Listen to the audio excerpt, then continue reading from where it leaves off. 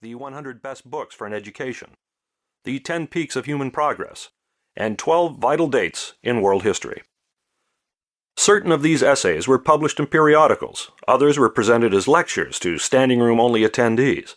However, unless you happened to purchase those magazines, or were fortunate enough to attend one of those lectures, it would not have been possible to learn of his conclusions in these matters. Fortunately, all of these essays have been brought together in the greatest minds and ideas of all time. To formulate a ranking system and then apply it to such a broad array of human achievement is a difficult undertaking to be sure, but Durant, as always, succeeds brilliantly.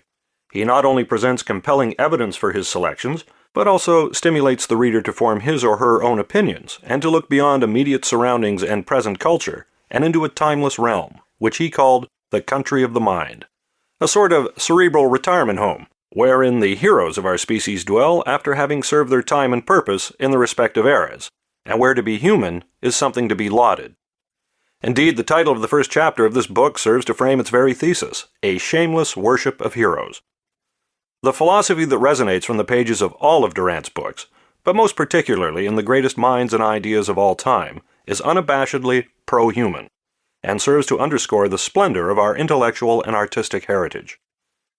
In fact, Durant was known as the gentle philosopher and the radical saint, as he always sought to report on the positive achievements in human events and history. In a sentence, Durant chose to illuminate with his pen the mountain peaks of greatness in our species' history. The Greatest Minds and Ideas of All Time is a book containing the absolute best of our heritage, passed on for the edification and benefit of future generations. Replete with Durant's renowned erudition, wit, and unique ability to explain the profoundest of events and ideas in simple and exciting terms. It is a book that serves both as a wonderful introduction to the writings of Will Durant and as a summing up, a quantification of genius, a travel guide to the must-see stops in the landscape of human history. In many respects, this book is a wonderful and logical companion volume to Durant's Heroes of History. Most notably, whereas Heroes of History is an overview of over 100 centuries of human achievement, The Greatest Minds and Ideas of All Time provides Durant's personal assessment of it. Moreover, The Greatest Minds and Ideas of All Time contains profiles of 3 individuals, Darwin, Keats, and Whitman, that had been intended for inclusion in the Heroes of History book, but owing to a series of personal calamities, culminating in Durant's death in 1981, were omitted from the text. Indeed, the intended final 2 chapters of Heroes, Durant's last book, would never be composed. Through prose that rises at times to the heights of poetry, The Greatest Minds and Ideas of All Time is an extension of Durant's long-standing invitation to enter the world of the best, and a means by which one can come to recognize and befriend genius. The dividends from such an enterprise are many, for as Durant once noted, "We cannot live long in that celestial realm of all genius without becoming a little finer than we were.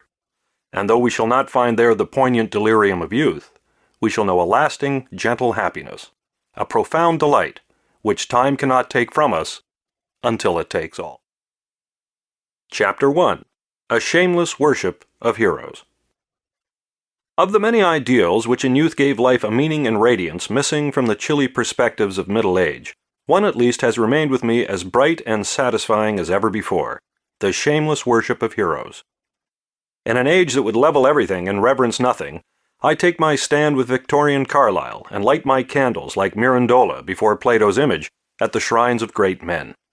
I say shameless, for I know how unfashionable it is now to acknowledge in life or history any genius loftier than ourselves.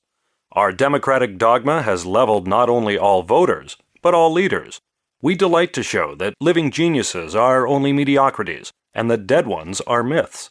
If we may believe historian H.G. Wells, Caesar was a numbskull and Napoleon a fool. Since it is contrary to good manners to exalt ourselves, we achieve the same result by slyly indicating how inferior are the great men of the earth. In some of us, perhaps, it is a noble and merciless asceticism, which would root out of our hearts the last vestige of worship and adoration, lest the old god should return and terrify us again. For my part, I cling to this final religion, and discover in it a content and stimulus more lasting than came from the devotional ecstasies of youth. How natural it seemed to greet the great Indian poet Rabindranath Tagore by that title, which so long had been given him by his country. Para seguir escuchando este audiolibro gratuitamente, haz clic en el enlace de la descripción y podrás escucharlo completo sin coste gracias a la prueba de 30 días de Audible.